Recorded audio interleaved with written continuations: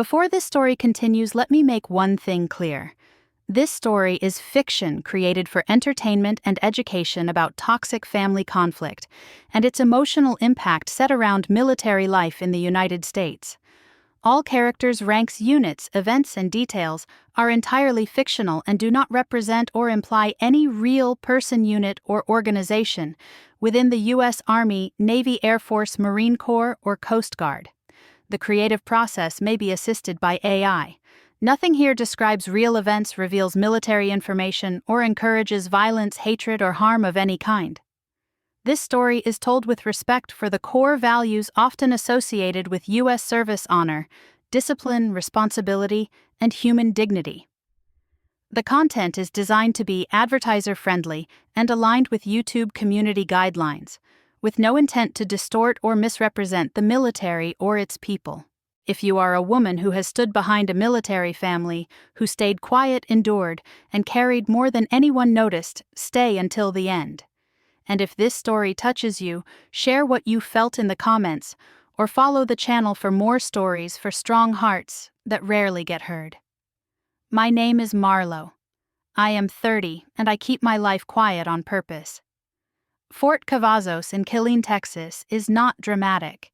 It is folding chairs, flags, a simple podium, and the smell of coffee in a room that has heard 1,000 speeches. My brother Ethan was getting promoted. He deserved it.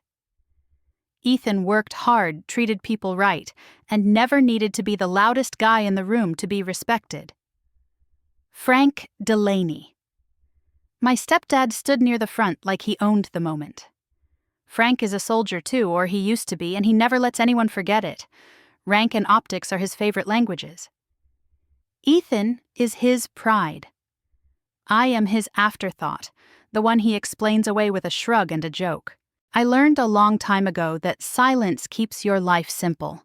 It also makes you an easy target. The ceremony settled into that familiar hush. Ethan stepped forward. The officer began the words everyone has heard before. People leaned in, phones raised, ready for the part that makes a family feel whole for 30 seconds. I stood near the back, hands clasped, expression neutral, because I came to support my brother, not to audition for anyone's approval. Then Frank leaned toward two of Ethan's co-workers, close enough to look friendly, loud enough to carry. Some people wear a uniform, some people earn it. He did not look at me when he said it. He did not need to. A couple of men gave him the polite laugh you offer when you are not sure if you are allowed to disagree. Someone coughed. Someone stared at the program. Heat climbed up my neck. My throat tightened, not with tears, but with that old familiar feeling of being reduced to a punchline. Frank always knew where to place the blade, so it looked like a joke. I could have left. I could have said something sharp. I could have made it messy. Instead, I stayed still. I breathed. I kept the hurt where it belonged, deep enough that nobody could accuse me of making a scene. Watching people underestimate you is exhausting. It is also useful, because here is what nobody in that room knew. I was not there as the ignored stepdaughter. I was there because I had been directed to be there, not for family optics, but for responsibility. Something operational had already started to drift off script, the kind of small issue that becomes a serious one if nobody with authority calls it early. And I was the one assigned that authority, not because I wanted to be seen, because my job was to keep the event safe and moving, even if it meant stopping it. People like Frank do not stop because you ask nicely. They stop when reality finally meets their mouth. Before that ceremony ended, Frank Delaney was going to say one more thing. He was going to push one more boundary, and when he did, the whole room would learn who was actually in command. If you have ever been joked into silence by family, you will understand every second of what happened next. The applause for Ethan rolled through the hall in a steady wave, the kind that sounds warm but still feels practiced, like everyone has clapped for the same moment 100 times and is trying to clap with fresh hands. I kept my face calm because you do not steal someone else's day with your own reaction, even when your stepfather just turned you into a punchline. Frank stood with his shoulders squared, as if the promotion belonged to him by proxy. He watched Ethan with that satisfied smile, the one he saved for public events and people he wanted to impress. The ceremony moved on, and the officer at the front spoke in that clear, measured cadence the military teaches you early. It should have been simple. Ethan earned this. I came for Ethan. But Frank never wastes an opportunity to remind the room who he thinks matters. I grew up learning the rules of his attention. Ethan was always the headline. I was always the footnote. It did not start today. It started years ago in small, ordinary ways that become your normal if you stay long enough. I was quiet, so Frank called me soft. I was private, so Frank called me secretive. I was a woman in uniform, so Frank acted like I should be grateful just to be allowed in the same air. He did not say those things with anger. He said them with a smile, like he was being helpful, like he was offering a correction the world owed me. That is what makes it hard to fight.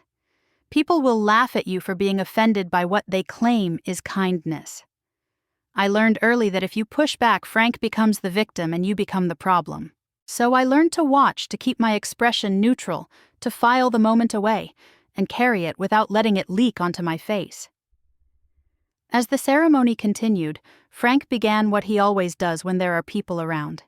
He started telling stories, war stories, training stories, old unit stories that got a little bigger every time he told them. He was careful to keep them clean enough for a family room, but he always landed them in the same place.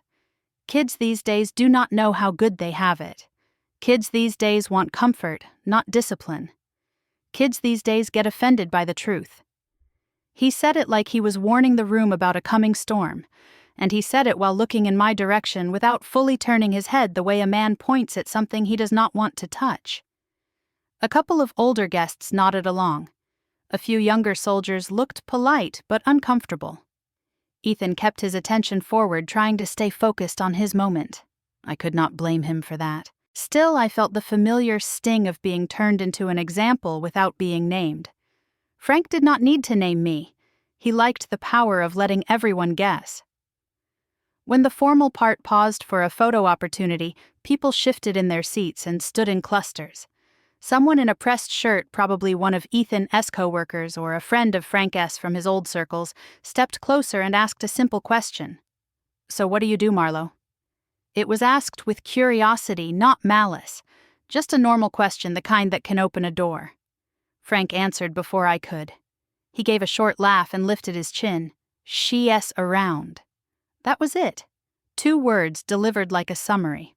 Like I was a background object that happened to be present. The man blinked, uncertain. Someone else smiled awkwardly. I felt my jaw tighten for a second, then loosen. I could have corrected Frank. I could have said my job title, my responsibilities, any of it. But that would have made the room look at me, and Frank would have enjoyed that too, because he would have framed it as me trying to compete with Ethan. There is a strange cruelty in being misunderstood on purpose. Frank did not misunderstand me. He chose the smallest version of me because it fit the story he likes to tell. I looked at the man and gave a polite nod, the kind you give when you are not in the mood to make small talk into a court case. The man drifted away, and Frank turned his attention back to Ethan as if he had done nothing. That was the escalation. The joke turned into a public correction. The public correction turned into a social signal. This is how the room is allowed to treat her. Watch me do it, and you will know you can too. That is how social shaming works when it wears a friendly face. As people gathered closer to the front, Frank reached into his pocket and pulled out something small and worn. A challenge coin, thick and heavy, the kind that has been carried for years, until the edges soften and the design fades a little. He held it up so the people nearest could see. For a moment the conversation around us quieted. Frank knew how to work a room. He knew how to make a gesture feel ceremonial. He stepped toward Ethan and placed the coin in Ethan's palm like he was passing down a legacy. Then he said loud enough for a few rows to hear, "This is for the one who carried the name." He said it with pride. He said it as if the family name was a flag, and only one person had been trusted to keep it flying. Ethan looked surprised, almost uncomfortable, but he thanked Frank because that is what you do in front of people. A couple of men nodded like it meant something sacred. I stood there and felt myself go still, not because I wanted the coin, but because of what Frank had done with the moment. He had made a small gift into a public declaration of hierarchy. He had carved the family into roles in front of strangers, and he had done it with the ease of a man who has been doing this his whole life. I did not feel angry. Angry would have been loud. Angry would have demanded a reaction. What I felt was quieter and sharper. I felt filed away, like paperwork nobody wants to process, like a folder shoved to the back of a cabinet because the truth inside it is inconvenient. I watched the faces around us because faces tell you everything people will not say. One woman looked down at her hands. One man glanced at me and then looked away fast like he had been caught witnessing something private. A younger soldier shifted his weight and stared at the floor, jaw tight. Nobody spoke. Nobody challenged Frank. Silence does not always mean agreement, but it always means permission. The ceremony moved toward the group photos. Chairs scraped. People formed lines and clusters. Frank stepped into the center like a director setting a scene. He positioned Ethan where the light hit best. He pulled in a couple of relatives. Then he glanced at me and jerked his head toward the back. "Stand behind," he said, not harshly, just casually, like he was telling me where to put a bag. "We want the picture to look good." It was the final step in the escalation the social shaming made physical. Not just words now. Placement. Visibility. Proof. I felt a heat behind my eyes that did not turn into tears. I felt my chest tighten the way it does when you swallow something you should not have to swallow. I took one breath slow and controlled. I stepped back without arguing. I let Frank arrange the frame he wanted. And inside my head, steady as a metronome, a thought formed with a calm I did not have to fake. Okay, he wants a stage. Drop a comment if you have ever been moved out of the picture literally or emotionally. I stood where Frank put me behind shoulders and medals and proud smiles like a piece of furniture that had been dragged into the frame at the last second. The camera flashed. People adjusted their posture. Ethan looked straight ahead with that careful public expression he had learned to wear, and I reminded myself again that this was his day, not mine. Still, something in me stayed alert the way you stay alert when the room is loud, but your instincts tell you the real noise is somewhere else. I let the photo moment pass, let the cluster of relatives loosen, and I took one small step to the side, so I could see the edges of the hall, the doors, the flow of people. There are habits you build in uniform that never leave you. You do not stare at the center of the stage, you watch the seams. My phone vibrated once in my pocket, the kind of short, clean vibration that means a message from the people who do not waste words. I did not pull it out right away. I waited until the chatter rose enough to cover movement. Then I glanced down. Ops update in 10. Do not miss the window. No name. No signature. Just the kind of note you get when the sender assumes you already understand the context. I looked at my watch without thinking, a reflex that lived in my bones. 10 minutes meant a briefing window, a short slot where decisions get made before a situation gets decided for you. My pulse did not spike. It did not need to. What I felt was focus, a narrow sharpening like the world had slid into alignment. Around me, Frank was still soaking up attention, laughing at something someone said, riding the energy of being seen. He loved this part. The informal mingling, after the formal words, where he could collect little reactions like trophies. He made sure to keep Ethan close to anchor the room around his golden child. I stayed quiet. I let them think I was sulking in the back, like the stereotype Frank preferred. Silence is useful when you need the room to forget you exist.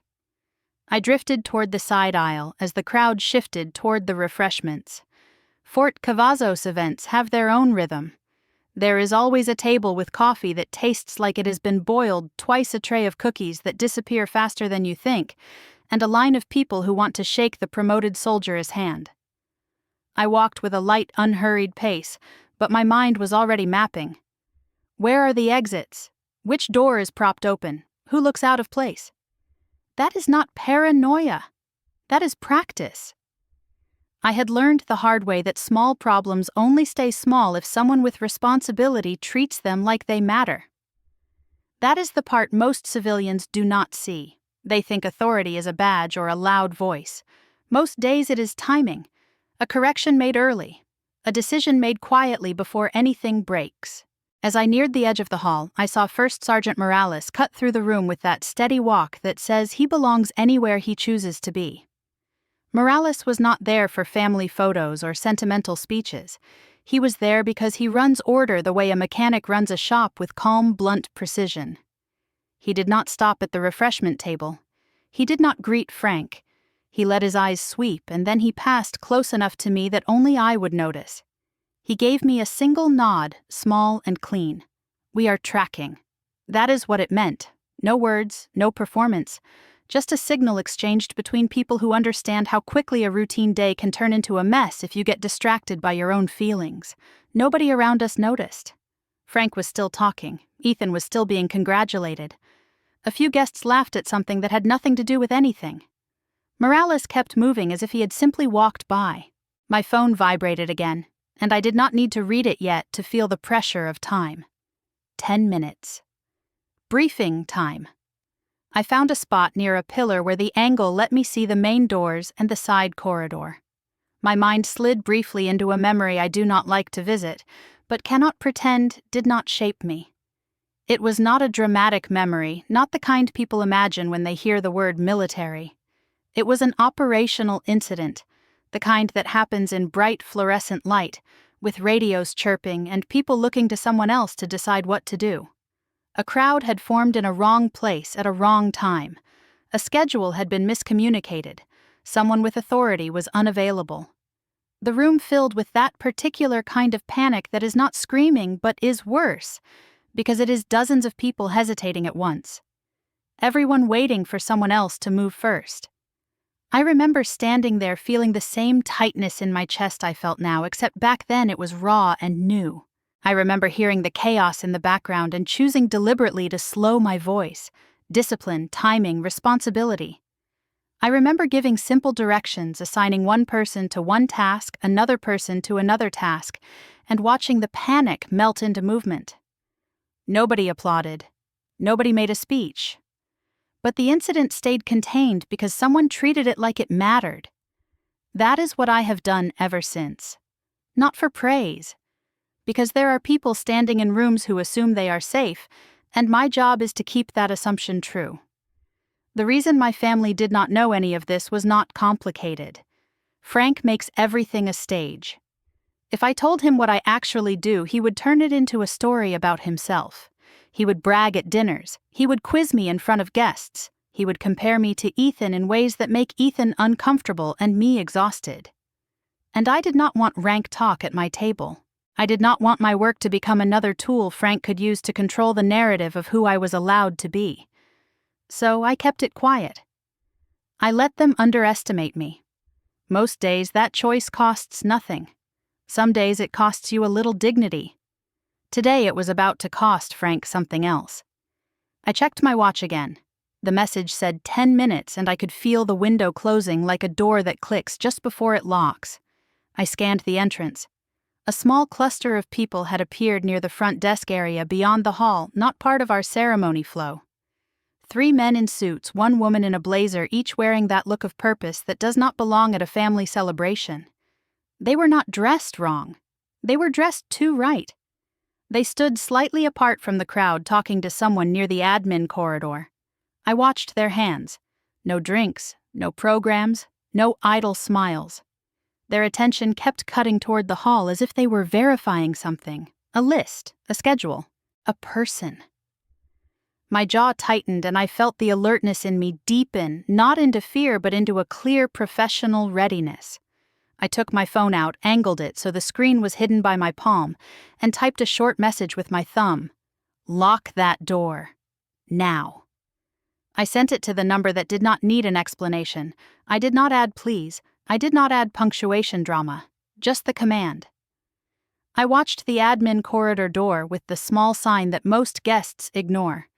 Within seconds, a staff member moved toward it, and I saw the subtle shift as the door was pulled closed and the latch engaged. The suited group hesitated, their path interrupted without anyone raising their voice. Morales appeared again in the periphery like he had stepped out of the wall, and he redirected a pair of soldiers toward the front desk, with a hand gesture that looked casual to civilians but was not casual at all. The room kept laughing. Frank kept posing. Ethan kept shaking hands. And I stood there with my phone warm in my palm, knowing I had just made a decision that mattered. If you have served, you know that sentence is not a suggestion. The room settled into that uneasy middle phase after a ceremony when the formal part is done, but the day is not over when rules soften in people's minds, even though they still exist. That is usually where trouble starts. Frank seemed to sense it too. He thrives in the gaps, the moments where structure loosens, and he can step in as if he belongs in charge. He moved with confidence toward the side of the hall, gesturing to a few relatives talking loudly about getting better photos about how these moments only happen once. His voice carried just enough authority to make people hesitate before questioning him. Near the refreshment table, a young SPC stood watch clearly assigned to keep guests from drifting into a restricted corridor. He was doing his job the way he had been told, politely redirecting people with a calm tone.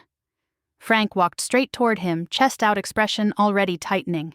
The SPC raised a hand slightly and said something quiet, probably just a reminder about where guests could and could not go.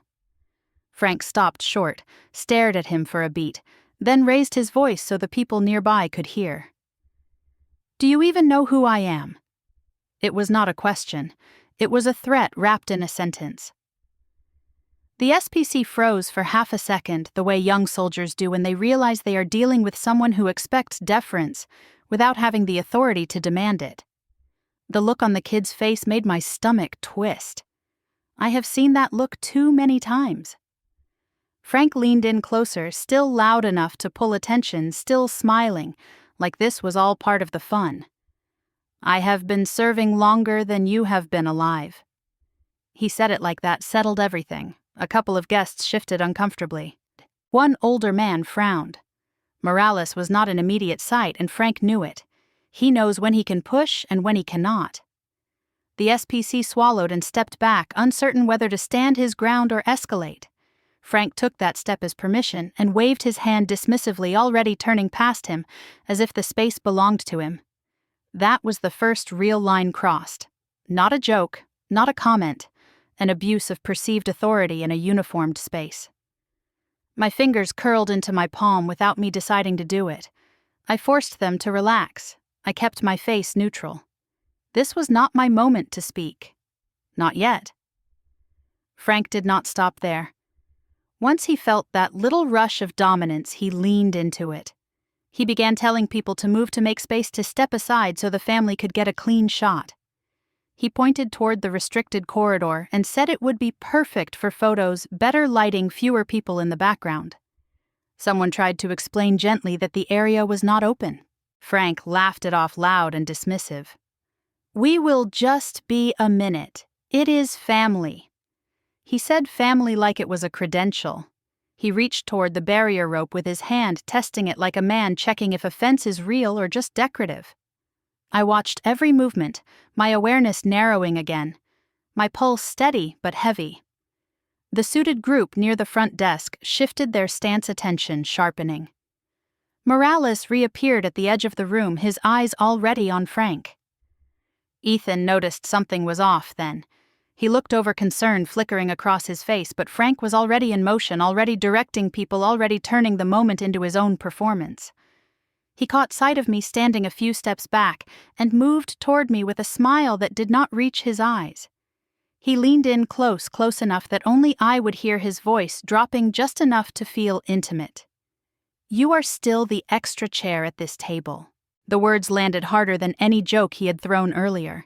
They were quiet, precise, designed to hurt without witnesses. I felt the air leave my lungs for a second, not dramatically, just enough to remind me that words can still find places you thought were armored. Extra chair, the thing you pull out when you need it and shove back in the corner when you do not. I did not respond. I did not look at him. I felt my hand tighten again, nails pressing into skin, then I let it go.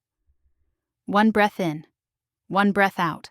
The way you breathe when you are waiting for an order, when you are holding position even though every instinct wants to move. Frank straightened, satisfied, and turned away to continue his campaign, convinced he had put me back where he wanted me. Around us, the room buzzed with low conversation, but the tone had shifted. People sensed tension, even if they could not name it. The SPC stood a few steps back, jaw tight, clearly unsure whether to reassert the boundary or wait for support. Frank reached again for the barrier rope this time, more forcefully lifting it to let a couple of relatives slip under. That was the second line. Then he took a step into the back corridor himself, pushing the door with his shoulder so it cracked open wider. The sign was clear: authorized personnel only. The door opened anyway. That was the violation. A clean one. No ambiguity. I saw a staff member hesitate, eyes darting toward Morales, toward me, toward anyone who might intervene. The question hung in the air before it was spoken, heavy with consequence. Who is the duty authority?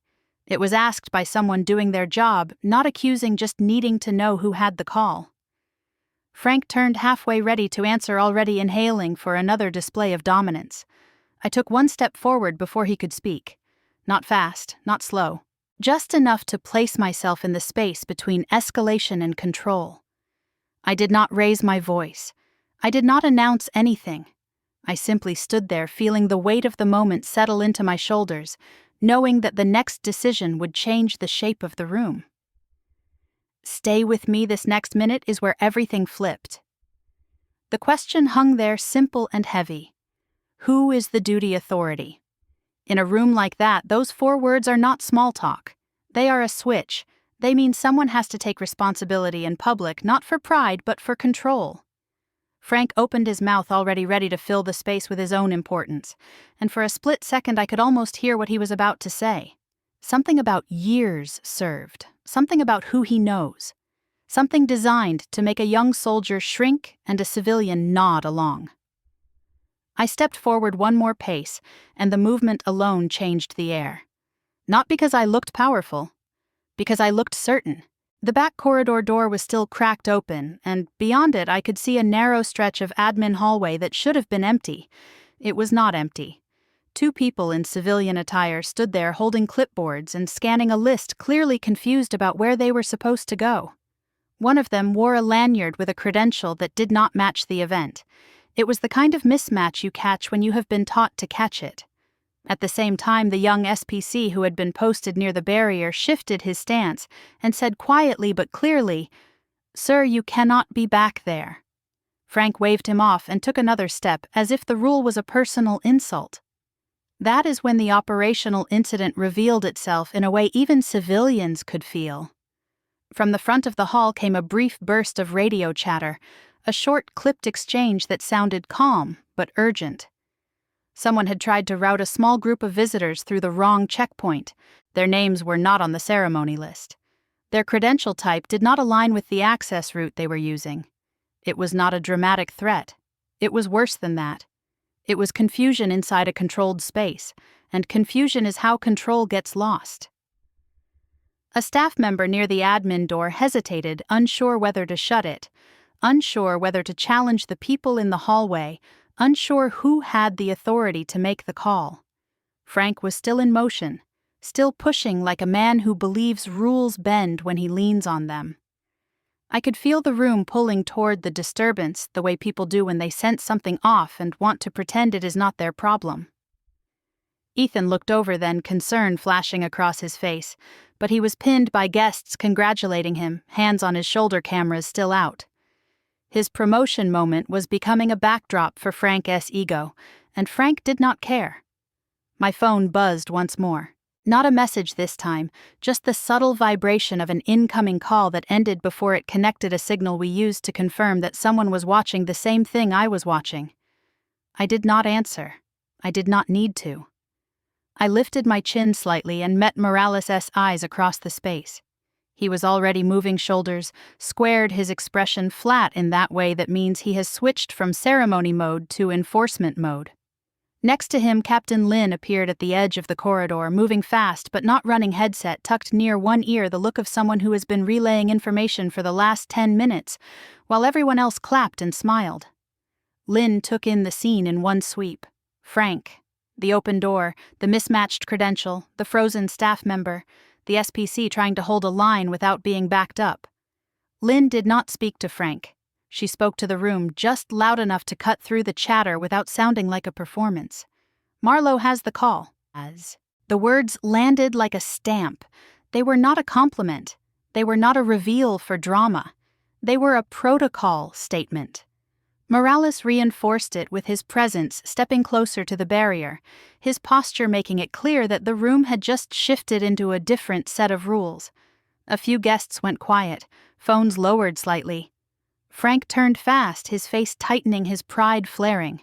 He looked from Lin to Morales to me, trying to understand what he was seeing, trying to figure out where his authority had gone. He started to speak, then stopped, because at that exact moment, Colonel Harris appeared, not striding in with theatrics, just entering the way senior leaders do when they have already been briefed and do not need to announce themselves. Harris did not look angry. Harris looked focused. He took one glance at the corridor and then looked directly at me. "Follow her direction." That was all he said. No explanation. No speech. No introduction. The people who needed to understand understood immediately. The people who did not understand still felt the weight of it because the room reacted. The SPC straightened, relief flickering across his face as chain of command snapped into place. A staff member moved to the admin door without being told. Morales lifted one hand and pointed toward the hallway, directing 2 soldiers to close the gap to separate guests from the restricted area. Captain Lin stepped half a pace behind me, giving me space, giving me the floor without turning it into a spotlight. Frank opened his mouth again, the protest rising, the instinct to reclaim the stage. He did not get the chance. I did not raise my voice. I did not give him a lecture. I did what my outline of responsibility demanded. "We are pausing the ceremony. Clear the corridor. Now." The words came out flat and calm, not cruel, not emotional. A command voice does not need anger. It needs clarity. The response was immediate. Chairs scraped as people instinctively stepped back from the corridor entrance. A pair of staff members guided guests toward the main seating area. Morales positioned himself like a wall. The admin door clicked shut. The 2 clipboard holders in the hallway were stopped and redirected, their confusion turning into compliance as they realized they had wandered into a space that did not belong to them. Someone at the front desk raised a hand and spoke quietly into a radio, confirming the checkpoint confusion and initiating the proper verification route. It was small. It was controlled. It was the kind of operational incident that does not make headlines, precisely because someone takes charge before it grows teeth. And in the middle of all of it, Frank Delaney stood frozen. He looked like a man who had been talking into a microphone that suddenly went dead. He tried to find an ally in the faces around him and found none. Not because everyone loved me, because everyone recognized authority when it was exercised cleanly. He swallowed. He shifted his weight. He glanced at Ethan as if Ethan could save him, but Ethan was staring at me with a look I had never seen on my brother's face. Not admiration, not fear. Something closer to shock, the slow collapse of an assumption he had carried for years. Frank looked back at me, and I could see him reaching for words, reaching for that familiar weapon of humor and intimidation. The weapon failed because silence met it first. No one laughed, no one nodded along. No one gave him the oxygen he lived on. The public correction was not a shouted reprimand. It was the room choosing not to treat him as important. That is a special kind of humiliation for a man like Frank. He can survive being disliked. He cannot survive being irrelevant. Morales moved one step closer to him and spoke in a tone that carried without being loud. "Sir, you need to step away from the restricted area." Harris did not repeat himself. Lin did not argue. Nobody debated. Frank looked around again as if waiting for someone to validate him, and all he saw was compliance with my direction. That is where the price began to show. Frank was asked to leave the corridor zone, and his interference was noted not as gossip but as an incident detail. His military pride, the identity he used to dominate rooms, slid off him in front of Ethan's co-workers, in front of soldiers who knew the difference between bluster and protocol. He took a step back then, another, his jaw tight, his face reddening with the effort of swallowing his own outrage. In my head a thought came with a strange calm, not triumphant, not cruel, just true. I did not come to prove anything, but I was the one in command. The room did not snap back to celebration after the corridor was cleared. It softened, then thinned the way a tide pulls away from a shoreline after something heavy has passed through. People spoke quieter. Phones went down. A few guests found reasons to step outside for air. Ethan stayed near the front, accepting congratulations that now felt careful, measured as if everyone was aware that something important had happened but did not want to poke it. I stayed where I was until Morales gave me a brief nod that said the immediate issue was contained. Then I stepped away from the cluster and headed toward the side hall, the place where conversations happen without an audience. I had not taken 10 steps before Frank followed. His pace was quick, his breathing audible, the confidence drained from him, but replaced with something sharper and more desperate. He caught up to me near the vending machines where the hum of refrigeration filled the space between words. He did not bother with pleasantries. "You embarrassed me." He said it like an accusation and a wound at the same time, his voice low but tight. "You made me look small in front of everyone." I did not answer right away. I let the silence do its work. Frank filled it with more words, as he always does when he feels control slipping. "You should have told me. You should have said something before. We are family." The phrase landed like a demand, not a comfort. Family as leverage. Family as obligation. Family as an excuse. I watched his face while he spoke, the way his eyes searched mine for something to push against. Anger, guilt, an apology he could twist. I gave him none of it. I kept my voice even. My posture relaxed, my hands loose at my sides. "You did not need my title to treat me like a person." The words came out clean without heat. They were not a rebuttal, they were a statement of fact. Frank blinked, thrown off by the lack of fight. I did not hide. I protected my peace. That one landed harder. I could see it in the way his jaw tightened, the way his shoulders pulled back, as if bracing for a hit that never came. He opened his mouth again, then closed it. He looked past me toward the hall where voices drifted and chairs scraped where his audience used to be. The shift from confrontation to absence was doing more damage than any argument could have. Frank tried another angle, softer this time, the victim logic dressed up as reason. "You know how I am. You know I was just trying to help. You could have saved me from that." He gestured vaguely toward the hall, toward the moment where his authority had evaporated. I met his eyes then, not with anger but with clarity. Help does not look like disrespect. I said it once, and I did not repeat myself. Frank looked away, his hand rubbing the back of his neck, the gesture of a man who has run out of lines that work. The consequences did not arrive as drama. They arrived as process. Morales appeared at the end of the hall, not looming, just present. Captain Lynn joined him, her expression neutral, her tone professional. They did not scold Frank. They informed him. His access to certain areas during events would be limited moving forward. His involvement in coordinating or directing staff at installations would require prior approval. The interference would be documented as a reminder of boundaries, not as a punishment, but as a record. Standard operating procedure. Nothing more, nothing less. Frank nodded stiffly, pretending he did not care, but the small twitch at the corner of his mouth gave him away. This was not about being banned from a room. It was about losing the privilege to perform authority without earning it. He walked away without another word, shoulders, rigid pride, bruised in a way that would ache long after the day ended. I leaned back against the wall and let myself feel the weight of what had just happened. Not relief, not triumph, just the settling of a line that had finally been drawn. The noise from the hall grew a little steadier, life resuming its cautious rhythm. A few minutes later, Ethan found me. He looked older than he had an hour ago, like something had shifted behind his eyes and refused to shift back. He stood there for a moment, hands clasped, then spoke without the jokes he usually used to soften hard moments. "I am sorry." He did not add excuses. He did not look for reassurance. "I should have said something a long time ago." His voice cracked on the last word just enough to show it mattered.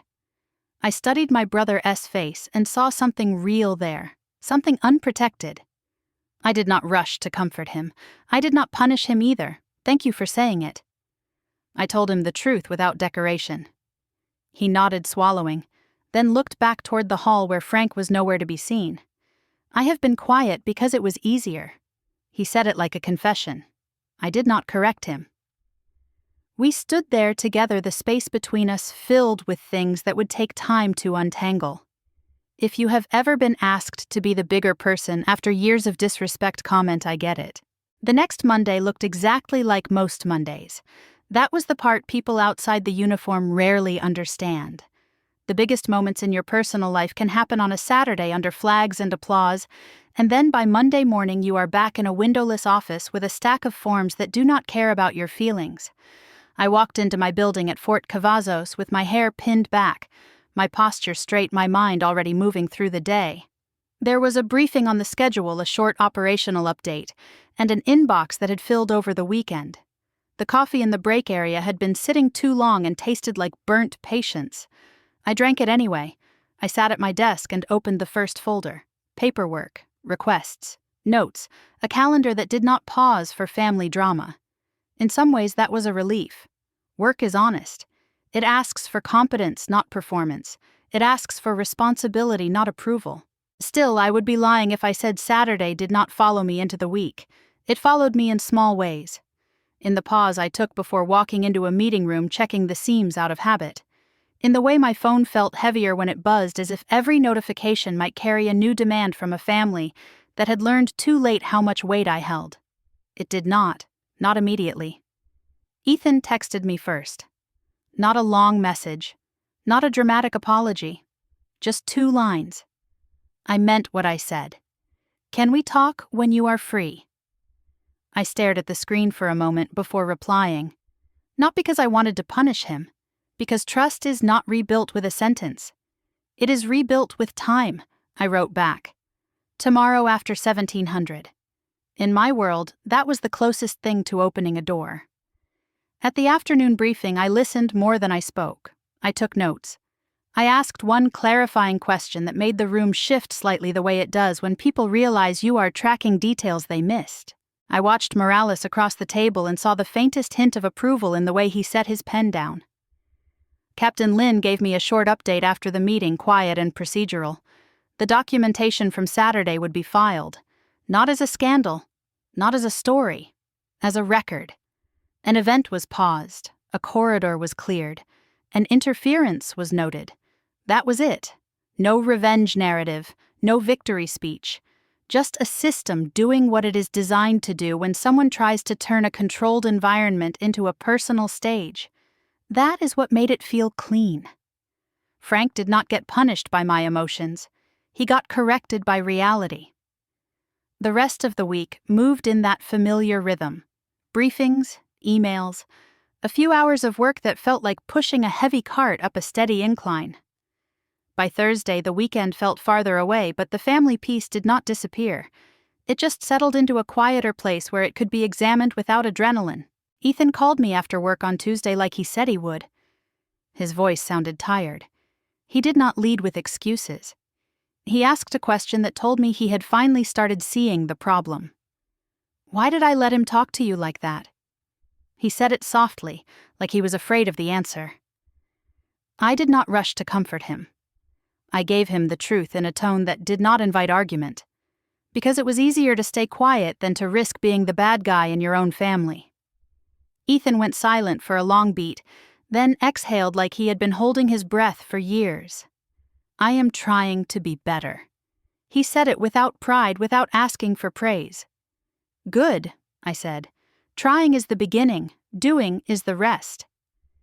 We talked for 20 minutes, about small things, about the way Frank always needed to be the loudest voice, about the way our family learned to measure love by who got publicly celebrated, about the way you can grow up in the same house and still live in different realities.